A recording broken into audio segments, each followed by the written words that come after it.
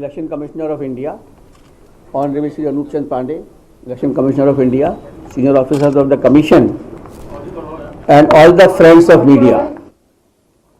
First of all, I welcome you to this press conference, and I will apprise you about various meetings which we have taken place. जैसा कि आप सबको विदित है कि उत्तर प्रदेश में राज्य में विधानसभा का कार्यकाल 14 मई 2022 को समाप्त हो रहा है। राज्य में 403 विधानसभा निर्वाचन क्षेत्रों, जिसमें कि 317 जनरल, 84 एससी तथा 2 एसटी असेंबली कंस्टिट्यूएंसी हैं, इनके लिए चुनाव होने हैं। भारत निर्वाचन आयोग स्वतंत्र, निष्पक्ष, प्रलोभन मुक्त और कोविड सेफ तरीके से विधानसभा का आगामी सामान्य निर्वाचन कराने के लिए प्रतिबद्ध है। आयोग का ये प्रयास है कि वरिष्ठ नागरिकों, दिव्यांगजनों, महिलाओं, नए मतदाताओं सहित सभी मतदाताओं की अधिकतम भागीदारी सुनिश्चित हो। राज्य में पहुंचने के बाद सर्वप्रथम हम सभी लोगों ने पॉलिटिकल पार्टीज़ के साथ मीटिंग की और इसके अंतर्गत all India Trinamool Congress, Bahujan Samaj party, Bharatiya Janata party, CPI, CPIM, Indian national Congress, nationalist Congress party, राष्ट्रीय लोकदल और समाजवादी पार्टी के प्रतिनिधियों ने आकर आयोग से मुलाकात की और अपने विचारों, समस्याओं और सुझावों से अवगत कराया।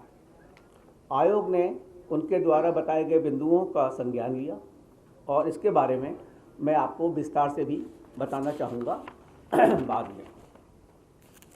आयोग द्वारा राजनीतिक दलों के साथ बैठक के पश्चात सर्वप्रथम सारे ही जिला मजिस्ट्रेट, डिस्ट्रिक्ट इलेक्शन ऑफिसर्स, सभी एसपीज, डीआईजीज, पुलिस कमिश्नर्स जो 73 ज़िले के हैं यहाँ पर, सभी के साथ मीटिंग की और उनको आयोग के बारे में, आयोग के मोटो के बारे में समझाया गया और उनसे उनके ज़िले के बारे में तथा लॉ एंड ऑर्डर के बारे में पूछा गया और विस्तृत जानकारी ली गई। उनको इस बात से पूरी तरह अवगत कराया गया है कि मतदाता जागरूकता, महिलाओं, दिव्यांग, वरिष्ठ मतदाताओं के लिए मतदान केंद्रों की व्यवस्था, सुरक्षा व्यवस्था, कोविड सेफ्टी व्यवस्था तथा जितनी भी अन्य महत्वपूर्ण चीज़ें हैं उनको इसके बारे में पूर्णतः अवगत कराया गया और उनको इसके बारे में उनसे संज्ञान भी लिया गया। इसके उपरांत आयोग ने विभिन्न एनफोर्समेंट एजेंसी के साथ मीटिंग की, जिसमें कि आयकर विभाग है, GST, enforcement directorate, excise department, NCB, banks, nodal officers, इन सभी के साथ विस्तृत चर्चा की, क्योंकि हमारा ये उद्देश्य है कि ये पूरा इलेक्शन इंड्यूसमेंट फ्री और प्रलोभन फ्री हो। इसके लिए उनकी बहुत ही एक मीटिंग ली गई जिसमें उनको सख्त निर्देश दिए गए हैं कि किसी तरह का भी प्रलोभन और किसी तरह का भी एक्साइज डिस्ट्रीब्यूशन, मादक पदार्थों का डिस्ट्रीब्यूशन, फ्री वीज डिस्ट्रीब्यूशन किसी तरह से भी ना हो पाए और उनसे उसके बारे में पूरी विस्तृत चर्चा की गई।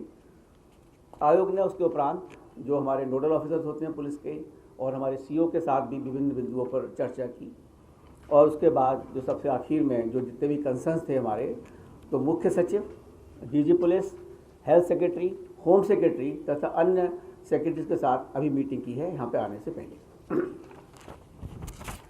जो राजनीतिक दलों ने जो विभिन्न बिंदु उठाए गए थे उसके बारे में बताना चाहूँगा कि सभी राजनीतिक दलों के प्रतिनिधियों ने ये हम लोगों को बताया कि कोविड प्रोटोकॉल का पालन करते हुए समय पर चुनाव होने चाहिए। तो सबसे प्रथम सभी दलों ने without any difference of opinion सभी ने कहा कि कोविड को ध्यान में रखते हुए समय पर चुनाव कराए जाएँ। कुछ दलों के प्रतिनिधियों ने दिन के समय बिना कोविड नियमों का पालन किए हुए चुनावी रैलियों के प्रति अपनी चिंता जाहिर की। साथ ही रैलियों की संख्याओं को नियंत्रित करने की भी मांग की। उन्होंने ये भी सुझाव दिया कि घनी आबादी वाले पोलिंग स्टेशंस को खुले स्थानों में किया जाए ताकि कोविड प्रोटोकॉल का पालन करते हुए मतदान संपन्न हो सके। कुछ दलों के प्रतिनिधि ने मांग की कि 80+ सीनियर सिटीजन्स और दिव्यांग वोटर्स जिन्हें घर बैठे पोस्टल बैलेट की सुविधा दी गई है उनकी सूची भी उनको दी जाए। राजनीतिक दलों के प्रतिनिधियों में से एक ने महिला मतदाताओं की सुरक्षा को ध्यान में रखते हुए पुख्ता इंतजाम करने का अनुरोध किया और पोलिंग बूथ पर पर्याप्त महिला कर्मी, पुलिसकर्मियों की व्यवस्था की भी मांग की ताकि आवश्यकता होने पर महिला मतदाताओं की पहचान, सत्यापन और सुरक्षा व्यवस्थित रूप से हो सके। कुछ प्रतिनिधियों ने प्रशासन के कुछ लोगों के पक्षपाती रवैये की, यानी कि जो बायस्ड अप्रोच है, उसके बारे में भी शिकायत की। और दलों के प्रतिनिधियों में से एक ने पुलिस द्वारा उनकी रैलियों पर अनुचित प्रतिबंध लगाने का आरोप भी लगाया। उन्होंने ये भी बताया कि उनके प्रत्याशी भी आर्थिक रूप से इतने सक्षम नहीं हैं कि विज्ञापनों का प्रसारण कर सकें। दलों के प्रतिनिधियों में से एक ने समूचे राज्य में CPF की जल्दी से तैनाती का भी अनुरोध किया। अधिकतर राजनीतिक दलों ने प्रचार प्रसार के दौरान धनबल, शराब, मादक पदार्थों और मतदाताओं को फ्री भी दिए जाने पर संभावना जताई तथा इसके माध्यम से चुनाव प्रभावित होने की चिंता भी व्यक्त की। विभिन्न राजनीतिक दलों के प्रतिनिधियों ने हेट स्पीच तथा रैलियों में बेहिसाब इस्तेमाल किए जाने पर चिंता की। राजनीतिक दलों के प्रतिनिधियों में से एक ने पेड न्यूज़ को लेकर भी अपनी चिंता व्यक्त की है। राजनीतिक दलों के प्रतिनिधियों ने जिन मुद्दों पर अपने आयोग के समक्ष रखे हैं, उन सभी मुद्दों से आयोग अवगत है। भारत निर्वाचन आयोग मतदान प्रक्रिया को और अधिक सुगम, सहज, सरल और प्रलोभन मुक्त करने के लिए सदैव प्रयासरत है। भारत निर्वाचन आयोग का हमेशा मानना है कि मतदाताओं के बाद राजनीतिक दल चुनाव प्रक्रिया के महत्वपूर्ण स्टेक होल्डर हैं। आयोग ने राजनीतिक दल के प्रतिनिधियों को आश्वासन भी दिया है कि हमारा प्रयास स्वतंत्र, निष्पक्ष, सहभागी, प्रलोभन युक्त और कोविड सेफ चुनाव कराने का है, inclusive and accessible elections, so that हमारा जो मोटो है that no voter should be left behind, that is our basic motto and commission will do each and every possible act for that particular direction. मैं आपको इसके बारे में बताना चाहता हूँ कि जो हमारा मतदाता पंजीकरण का जो अभी कार्यक्रम चल रहा है और जो चला है और 5 तारीख को जो ड्राफ्ट रोल प्रकाशित होना है, उसमें हमारे अधिकारियों ने उसमें काफ़ी मेहनत की है और क्या क्या उसके परिणाम हुए हैं वो आपके समक्ष रखना चाहूँगा। जो हमारा विशेष संक्षिप्त पुनरीक्षण जिसको हम SSR बोलते हैं, 5 जनवरी 2022 को निर्वाचक नामावली अंतिम रूप से प्रकाशित की जाएगी। राज्य में अभी तक मतदाताओं की कुल संख्या लगभग 15.02 करोड़ से अधिक है। अंतिम प्रकाशन पर मतदाताओं के वास्तविक आंकड़े स्पष्ट होंगे। इसके बाद भी नामांकन दाखिल करने का आखिरी तारीख तक भी मतदाता क्लेम्स ऑब्जेक्शन सबमिट कर सकते हैं। असल में कुछ लोगों को ये भ्रांति है कि जब ये प्रकाशित हो रही है शायद हमारा नाम उसके बाद इसमें ना लिखा जाए। तो मैं ये भी बताना चाहूँगा आपके ज़रिए सभी लोगों को कि ये प्रकाशित होने के बाद भी लोग देख लें, अगर किसी का नाम उसमें नहीं लिखा गया है या किसी का नाम कटने से भी रह गया है तो उस तरह के सारे क्लेमों को वो जो हमारे नॉमिनेशन की आखिरी दिन होती है उस तक वो अपने क्लेम्स और ऑब्जेक्शन फाइल कर सकते हैं। तो अभी ये नहीं है कि जी ख़त्म हो गया अब हमारा नाम कैसे जुड़ेगा। तो ये जो चिंता है किसी के भी दिमाग में, वो आप ही उसको निकाल सकते हैं, आप ही वहाँ तक हमें पहुँचा सकते हैं। विशेष संक्षिप्त पुनरीक्षण 2022 के दौरान अब तक 52.8 लाख 52.8 लाख नए मतदाताओं को इलेक्टोरल रोल में सम्मिलित किया गया है, जो कि अपने आप में एक रिकॉर्ड है। इसमें लगभग 23.92 लाख पुरुष और 28.86 लाख महिला मतदाता हैं। इन नए मतदाताओं में 18 से 19 वर्ग आयु वर्ग के करीब 19.89 लाख शामिल हैं, जो कि पिछले SSR के मुकाबले 3 गुने अधिक हैं। यानी कि पिछली बार जो ये 18 से 19 तक के मतदाता थे, इनका परसेंटेज पूरे इलेक्टोरल रोल में कुल 0.51% था, जो कि बढ़कर अब 1.32% हो गया है। हमारा ये उद्देश्य है कि जितने लोग भी 18 साल 1 जनवरी 2022 को हो रहे हैं वो सभी इलेक्टोरल रोल में शामिल हों, और इसके लिए हमारे अधिकारियों ने बहुत ही डिफरेंट तरह से प्रयास किया। कॉलेजेस में जो इलेक्टोरल लिटरेसी क्लब बनाए, लोग वहाँ पहुँचे जाके और उनसे अनुरोध किया, उनके वो फॉर्म भरवाए गए 6, जिसकी वजह से ये 3 गुना अधिक जो एनरोलमेंट हुआ है। ये इसके लिए अफसरों ने बहुत अधिक कार्य किया है। और एक बहुत और अधिक उपलब्धि हुई है महिला सशक्तिकरण के बारे में, जो महिलाओं को अधिक से अधिक वोटर बनाया गया है। पिछली बार जो इलेक्शन हुआ था 2017 में, उसमें हमारा जो जेंडर रेशो था वो कुल 839 था, यानी कि 839 महिलाएं 1000 पुरुष। अब हमारे सामने बहुत बड़ी चुनौती थी कि भाई इसको महिलाओं को भी अधिक से अधिक लोगों को उसमें भर्ती किया जाए, इसमें इनकी एनरोलमेंट किया जाए। तो हमारे अधिकारियों ने आंगनवाड़ी वर्कर्स, आशा वर्कर्स, ब्लॉक लेवल ऑफिसर जो फीमेल हैं उनको घर घर भेजा उन लोगों से बात की और उन लोगों को समझाया कि आपका मताधिकार में होना बहुत आवश्यक है और आपको अपना मत का प्रयोग भी करना है और आप अपनी मतदाता सूची में शामिल हों। उसकी वजह से जो ये बढ़ा है 839 जो 2017 में था, उससे बढ़कर ये 868 पहुँच गया है, जो कि एक 29 पॉइंट प्रति 1000 के हिसाब से जो बढ़ा है, ये एक अपने आप में एक काफ़ी बड़ा वर्क है। और आप देखते होंगे कि जो पूरे शामिल हुए हैं उसमें 23.92 लाख पुरुष और 28.86 लाख महिला मतदाता हैं। तो जो महिला मतदाताएं बढ़ी हैं वो रफली 5 लाख ज़्यादा हैं पुरुषों के मुकाबले। तो ये जो इस दिशा में काम किया गया है, इसका रिजल्ट भी बहुत अच्छा आएगा, जो कि वोटर टर्नआउट जो मैं आपसे बाद में डिस्कस करूंगा उस पर भी इसका प्रभाव पड़ेगा और पूरा महिलाओं का इसमें पूरा योगदान रहेगा। ये हमारा एक अथक प्रयास है। और इसके बाद सभी डीओ को इंस्ट्रक्शन भी दे दिए गए हैं कि मतदाता सूची से जुड़ी शिकायतों का अगर किसी को 5 तारीख के बाद जो भी हमारा प्रकाशित होगा उसमें किसी की शिकायत रह गई है, उसके बाद भी उसकी शिकायत को अटेंड करें और उसका तुरंत निस्तारण करें।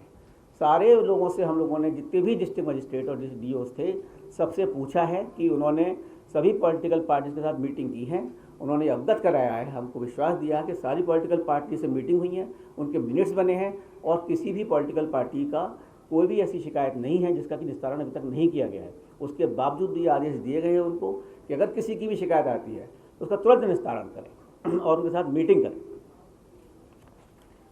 मुख्य निर्वाचन अधिकारी ने हम लोगों को ये भी अवगत कराया, क्योंकि हमारा जो प्रयास है दिव्यांगजनों के लिए, सीनियर सिटीजन्स के लिए एक समाज कार्यकृत है और आयोग उसमें चाहेगा कि उनकी भागीदारी पूरी तरीके से हो। तो अभी तक जो पोजीशन है उसके हिसाब से इस राज्य में 10,64,266 दिव्यांग मतदाता हैं और 80 वर्ष से अधिक आयु के जो मतदाता हैं वो 24,03,296 मतदाता हैं और 2,97,442 सर्विस मतदाताओं को भी आइडेंटिफाई किया गया है। सभी मतदान पूरी तरीके से एक्सेसिबल होंगे, जहां पर हमारे दिव्यांगजनों को कोई परेशानी न हो, जहाँ हर तरह से सुविधा दी जाएगी जिससे कि वे सहजता से मतदान कर सकें। ये हमारा दायित्व है कि जो हमारे बुजुर्ग हैं और जो हमारे दिव्यांगजन हैं उनको हम मतदान के लिए प्रेरित करें और उनको अधिक से अधिक मतदान कराएं। हमारे इस प्रयास से अभी जो एक राज्य में इलेक्शन हुआ था, मैं आपको बताना चाहूँगा कि उसमें 90% जो दिव्यांगजन थे उन लोगों ने वोट दिया था।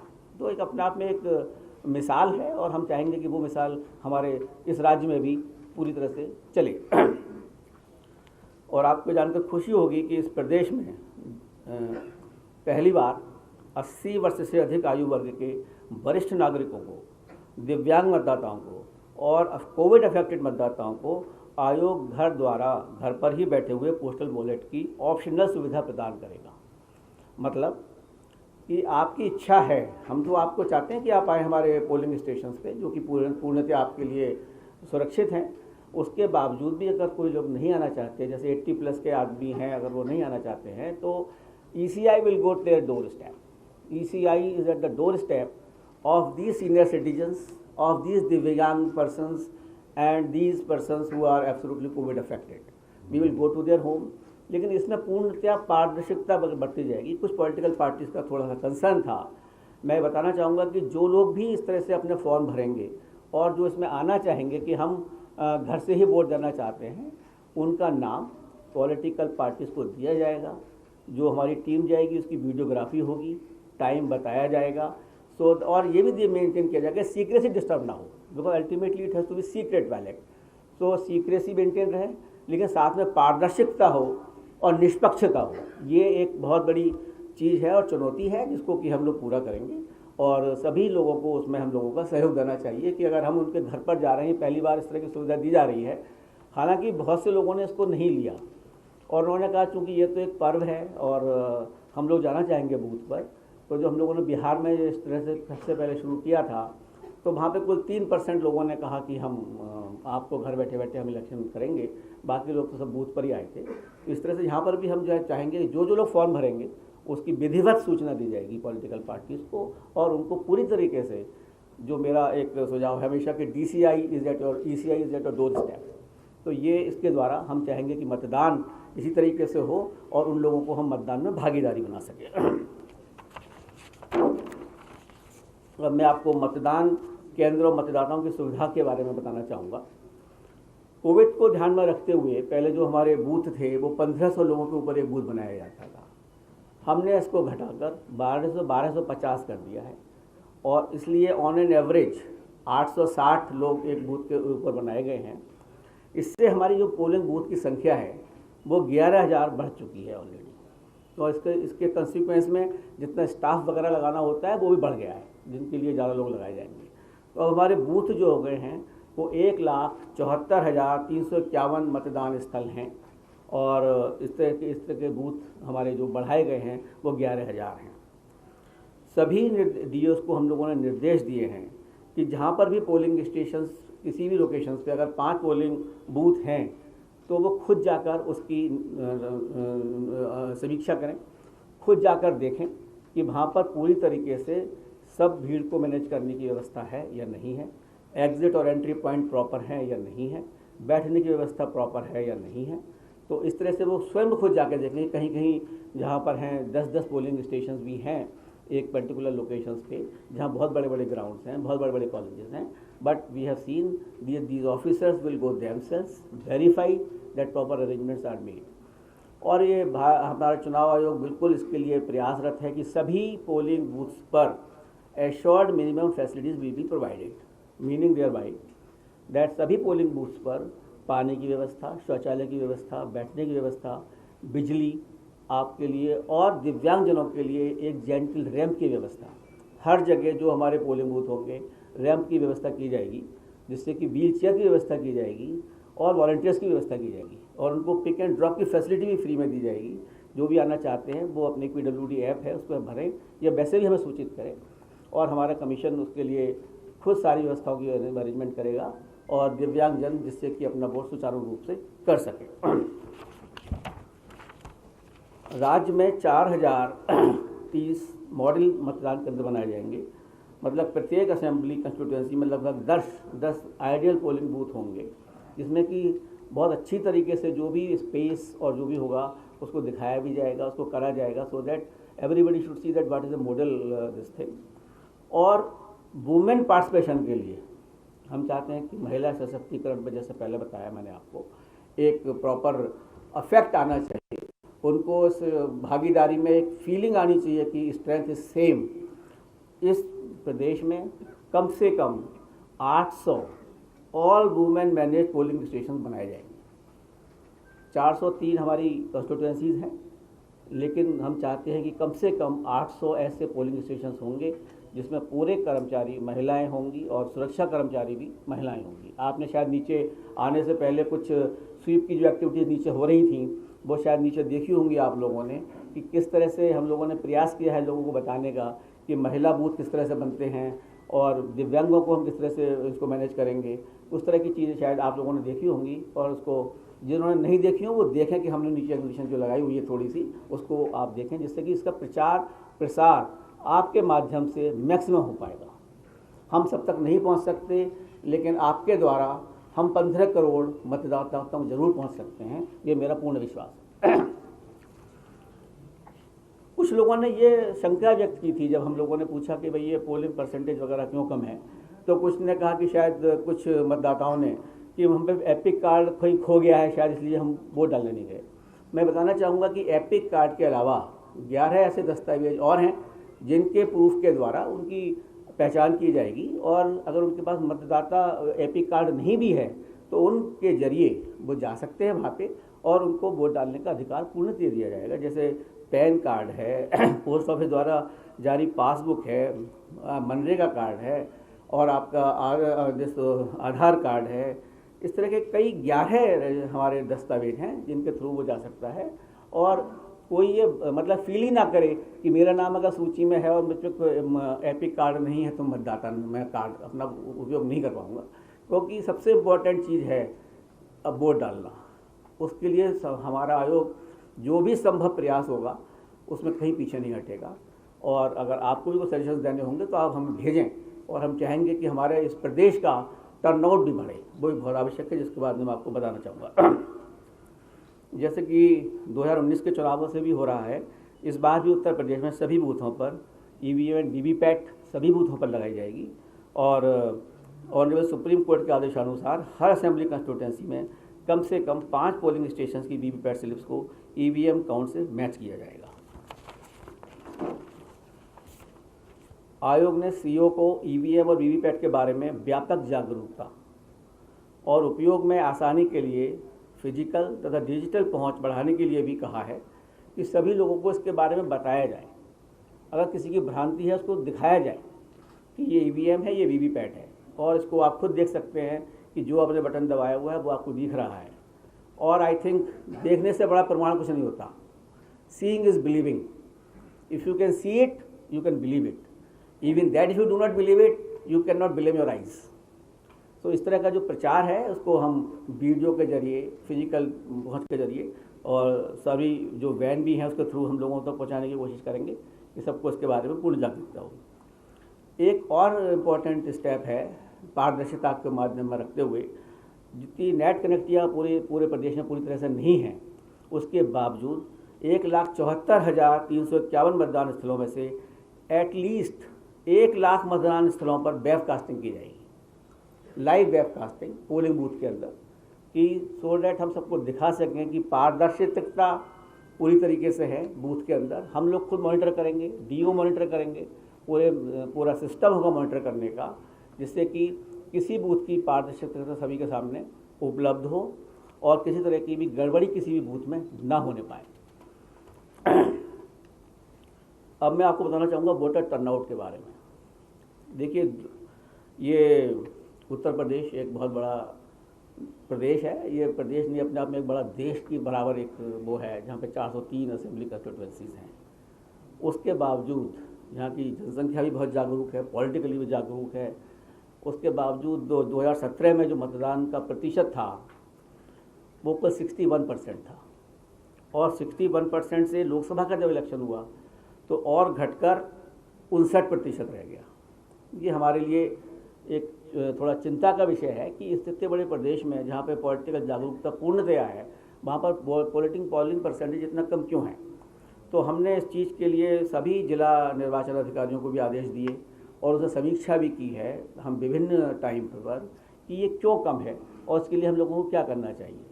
तो सभी डिस्ट्रिक्ट मजिस्ट्रेट्स हैं, जितने भी डीओज़ हैं हमारे, उन्होंने खुद देखा कि कहाँ कहाँ हमारी जो असेंबलीज़ हैं, जहाँ जहाँ हमारे बूथ हैं, जहाँ पर कम परसेंटेज है स्टेट एवरेज से भी, उनको चिन्हित किया है और वहाँ पर जागरूकता के लिए विभिन्न प्रयास किए गए हैं, जिसमें कि आंगनबाड़ी और आशा वर्कर्स के थ्रू पहुँचा गया है। कुछ महिलाएं आइकन्स हम लोगों ने बनाई है, वहाँ पहुँचा गया है और आइडेंटिफाई किया गया है कि क्यों मतदान है। उनको जागरूकता करने के लिए स्वीप की एक्टिविटीज़ बढ़ाई गई हैं, जिससे कि उनको वोटिंग के लिए प्रेरित किया जा सके और वो वोट डालने आए।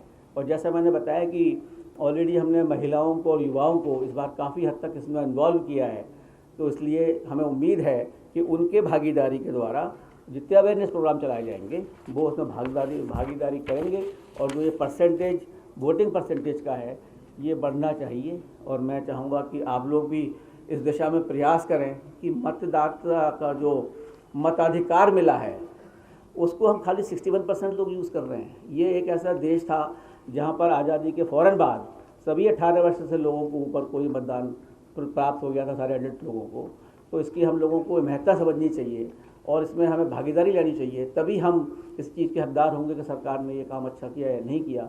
वरना अगर 60% मतदान रहेगा तो ये काफ़ी कम है, जो कि इस स्टेट को बढ़ाना पड़ेगा। और हमारे सारे प्रयास होंगे इसमें, बूथ की अवेयरनेस, पोलिंग की अवेयरनेस, लोगों की अवेयरनेस, पूरी स्वीप एक्टिविटीज़ जो हमारी होंगी वो इसके ऊपर चलेंगी। अब मैं आपको बताना चाहूँगा कोविड प्रोटोकॉल के बारे में, क्योंकि ये एक अचानक एक नया आयाम जुड़ गया है, जो कि अभी तक लग रहा था कि कोई कोविड की प्रॉब्लम नहीं है। और अभी मैं यहाँ पर आने से पहले कमीशन ने हेल्थ सेक्रेटरी से भी बात की और मुख्य सचिव से भी बात की इसके बारे में। तो जो आज बताया गया हम लोगों को कि यहाँ पर 86% लोगों को यूपी में पहली डोज लग चुकी है वैक्सीनेशन की और 49% लोगों को सेकंड डोज भी लग चुकी है, यानी कि रफली 50% लोग यहाँ पर फुल्ली वैक्सीनेटेड हैं। और ये भी हमें आश्वासन दिया गया है कि 15-20 दिन के अंतर्गत सभी एलिजिबल लोगों को और जो यहाँ पर अवेलेबल हैं उनको पहली डोज सबको लग जाएगी। हम लोगों ने आदेश दिए हैं कि इसको फ़ौरन ही कार्यवाही की जाए और वैक्सीनेशन को बढ़ाया जाए, जिससे कि जल्दी से जल्द एटलीस्ट 100% लोग should be absolutely with A first dose and all eligible should be given the second dose also. And जो यहाँ पर मैंने ओमाइक्रोन के केस के बारे में भी समीक्षा की कि पूरे यूपी में कितने केस आए हैं, तो मुझे मालूम पड़ा कि केवल 4 केस अभी तक यहाँ आए हैं। उसमें से 3 लोग तो ठीक होकर वापस भी चले गए हैं, वो लोग बाहर से ही आए थे एंड नोएडा, गाजियाबाद, मेरठ की उसमें थे, एक रायबरेली में था, तो वो लोग 3 तो ठीक भी होकर वापस चले गए, वो निगेटिव हो चुके हैं। एक शायद अभी कल परसों में कोई आया है, उसको ये लोग देख रहे हैं। तो ऐसा यहाँ प्रदेश के अंदर माइक्रोन का कोई ओमाइक्रोन का ज़्यादा इफेक्ट अभी तक नहीं है। उसके बावजूद भी इन लोगों को हम लोगों ने पूरी तरीके से ये बता दिया गया है कि कोविड को देखते हुए, और हमने इसके बारे में यूनियन हेल्थ सेक्रेटरी से भी चर्चा की थी यहाँ पर आने से पहले। We had already met the health secretary of union of India, और उनसे भी इसके बारे में पूरी चर्चा करी थी कि कोविड वैक्सीनेशन इन 5 पोल बाउंड स्टेट में बढ़ाना ही पड़ेगा और it has to be expedited. Simultaneously we have also directed them that all polling officials who will be on the duty will be absolutely fully vaccinated। 100% vaccination वही लोग होंगे जो ड्यूटी पर लगाए जाएंगे, और जो हमारे पोलिंग ऑफिशियल्स हैं उनको फ्रंट लाइन वर्कर का दर्जा दिया जाएगा और उसके लिए आदेश जारी हो चुके हैं, और जो भी एलिजिबल होंगे उनको बूस्टर डोज का भी प्रावधान किया गया है और वो उनको प्रायोरिटी पर दी जाएगी। कोविड की दृष्टिगत भी जो सभी चीज़ें आवश्यक हैं वो हर पोलिंग बूथ पर होंगी। हमारा हर polling booth covid compliant behaviour के साथ वर्क करेगा।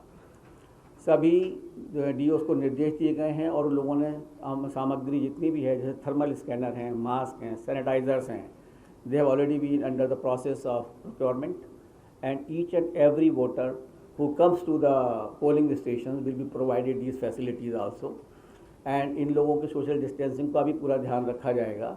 इसीलिए सारे डीओस को कहा गया है कि खुद जाकर देख कर आएँ। इसीलिए पोलिंग स्टेशंस का जो नंबर है वो बढ़ाया गया है और लोगों को जो है कम किया गया है। और इसके अंतर्गत ही मैं एक चीज़ और कहना चाहूँगा जो मैं आपके थ्रू बताना भी चाहता हूँ। अभी तक कमीशन ने ये डिसीजन लिया है कि पोलिंग टाइम का भी 1 घंटे बढ़ाया जाएगा। जो अभी तक यहाँ पर 8 से 5 तक था, उसको 1 घंटा बढ़ा दिया जाएगा, जिससे कि सोशल डिस्टेंसिंग अगर हम मेंटेन करते हैं और थोड़ा ज़्यादा टाइम लगता है तो उसको भी उसमें संज्ञान में लिया जाएगा और ये 1 घंटे का टाइम अक्रॉस द स्टेट बढ़ा दिया जाएगा, एक्सेप्ट जहाँ LWE अफेक्टेड एरियाज़ हैं उसको ध्यान में रखते हुए बाकी पूरे स्टेट में 1 घंटे का टाइम सबको बढ़ा दिया जाएगा।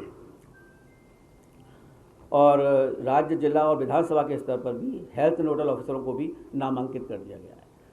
सारे हेल्थ नोडल ऑफिसर्स को नामांकित किया गया है। They will be responsible for the district.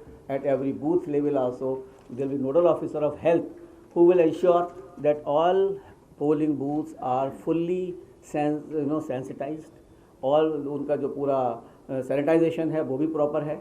जो मास्क वगैरह होंगे उनका जो वेस्ट डिस्पोजल है उसको प्रॉपर तरह से किया जाएगा, जिससे कि किसी तरह की भी शंका किसी के दिमाग में ना हो।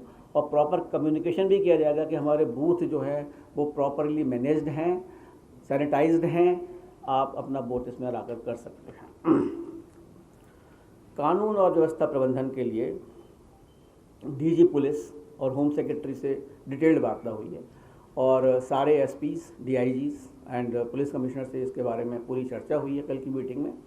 एंड उनको जो भी कंसर्न्स थे पॉलिटिकल पार्टीज़ के कि भाई you can not be biased, that message has gone very deep to the persons. They will have to be with a uniform pattern of behavior to all parties. They cannot be biased as far as the elections are concerned, so that every political party will have to be given a level playing field. Nobody can favor the one party at the cost of any other party. और इसके अंतर्गत जो हमारे commission के आदेश होते हैं कि जो भी अधिकारी 3 साल से ऊपर किसी भी इलेक्शन प्रोसेस में जो लोग लगे हुए हैं और वो 3 साल से अधिक किसी जगह पोस्टेड हैं, उनका ट्रांसफ़र किया जाएगा।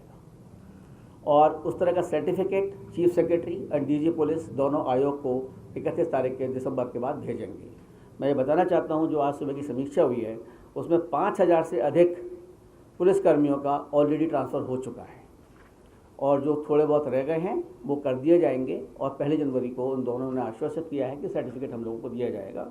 इसमें 3440 sub inspector, 1440 SHO, 14 IPS officers and 39 PPS officers have already been transferred who were there for last 3 years, so that there cannot be any effect of being there for more than a 3 years period, and this particular direction will have to be fulfilled, and they have assured us that the certificates will be given on the 1st of January itself. आयोग ने सभी under this कानून व्यवस्था के प्रबंधन में vulnerable तथा sensitive constituency को, क्रिटिकल कंस्टिट्यूएंसी को ऑब्जेक्टिव क्राइटेरिया पर निर्धारित करने के निर्देश दिए हैं, जिससे कि किसी तरह की भी सब्जेक्टिविटी ना आने पाए, और जो रियली वल्नरेबल हेलमेट्स हैं वहाँ के लोगों को कम से कम किसी तरह से कोई वोट डालने को रोक ना पाए, और पूरा उनका कॉन्फिडेंस बिल्डिंग मेजर्स किए जाएंगे जिससे किसी तरह की उनको अव्यवस्था ना हो, हर आदमी सुचारू रूप से वोट डाल सके। और जहाँ क्रिटिकल हमारे पोलिंग स्टेशंस के और आसपास के एरियाज़ हैं उनको भी पूरी निगरानी रखी जाएगी, और उसको कंप्लीटली पुलिस देखेगी कि किसी तरह की भी अराजकता ना फैल पाए।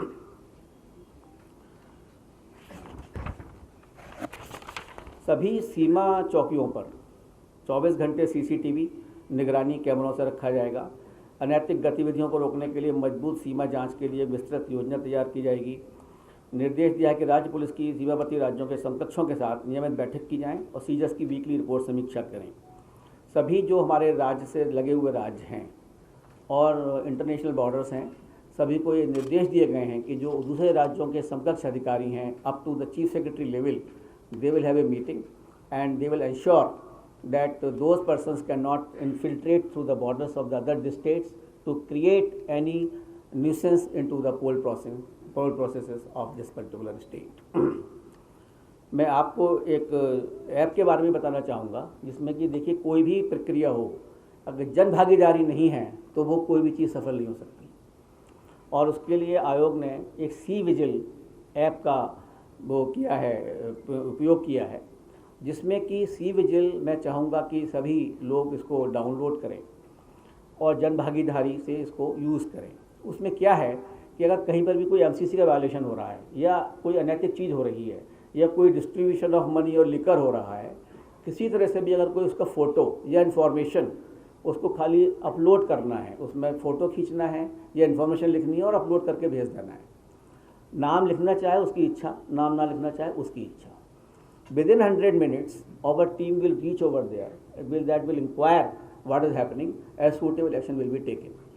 कुछ स्टेट ने इसको बहुत अच्छी तरह से यूज़ किया, तो जिससे कि MCC का वायलेशन या कोई इस तरह की प्रलोभन युक्त चीज़ें जो भी कुछ हुई, उसको फ़ौरन हम लोगों की टीम पहुंची और उसको फ़ौरन कार्यान्वित किया गया।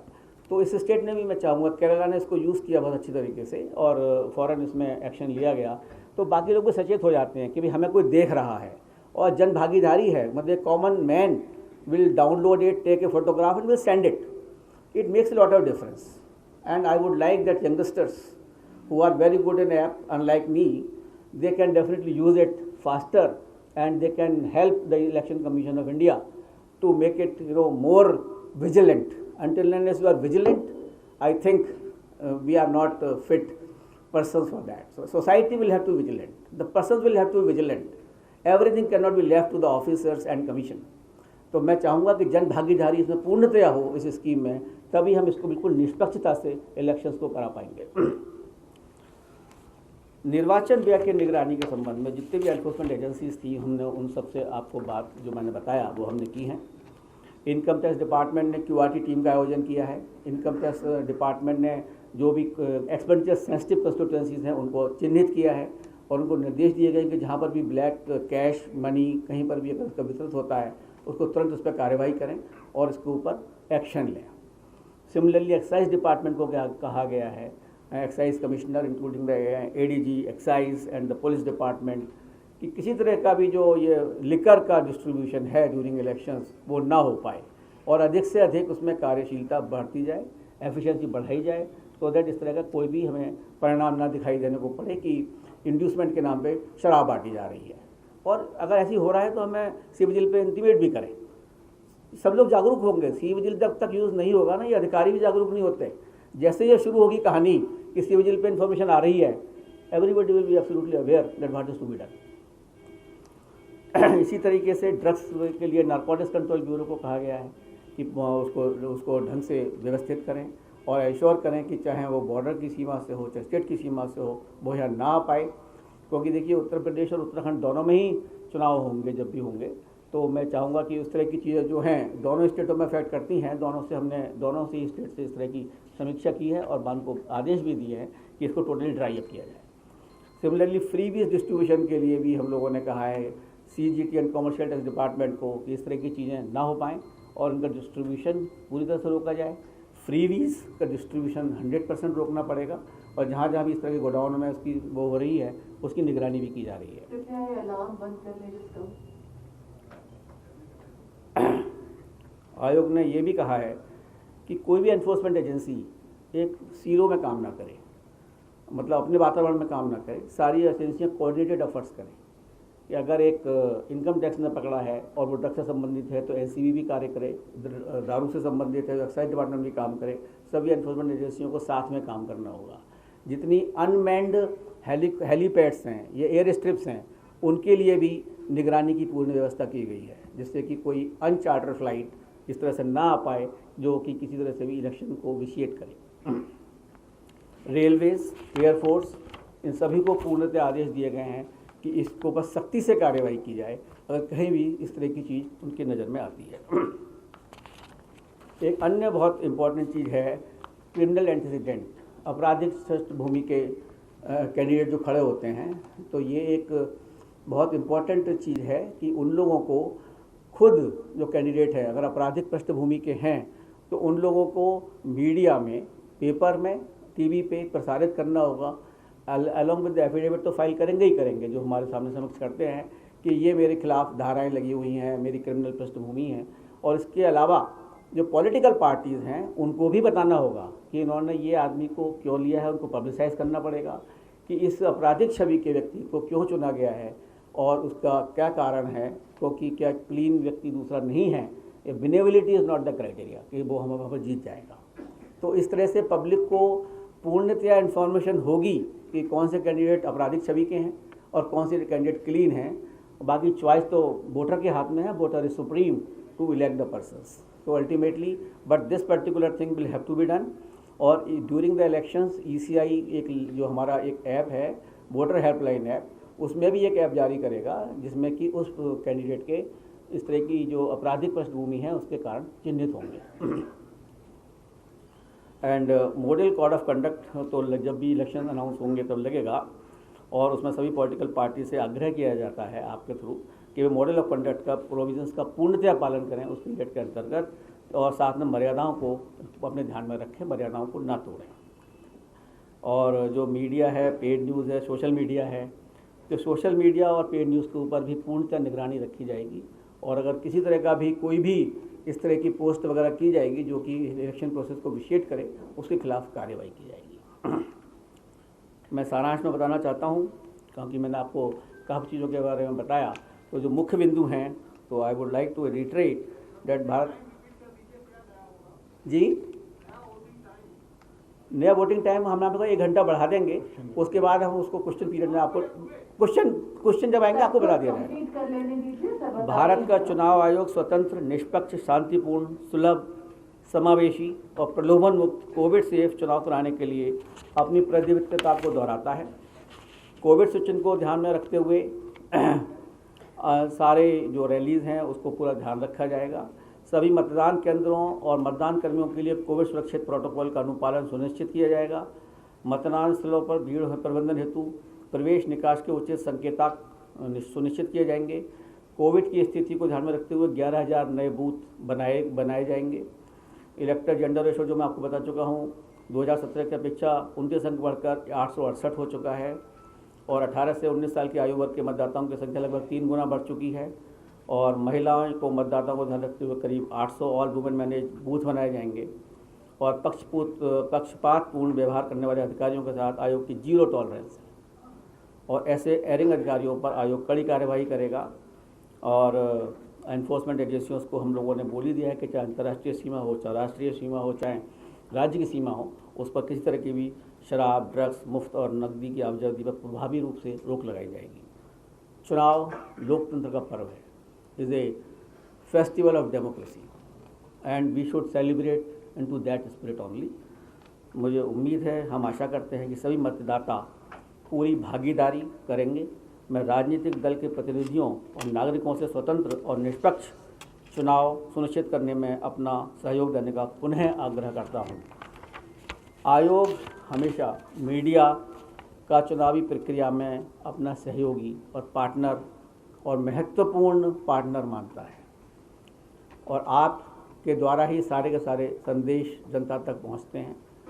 मैं आगामी चुनाव में भी आपसे सहयोग की अपेक्षा करता हूं और कामना करता हूं। मैं दोहराना चाहूँगा कि मीडिया संगठनों को भी हितधारकों के बीच चुनावी प्रक्रिया के बारे में जानकारी और जागरूकता फैलाने की मदद करनी चाहिए और एक सूचित और नैतिक तरीके से अपने वोट डालने में कर्तव्य और जिम्मेदारी की भावना पैदा करनी चाहिए।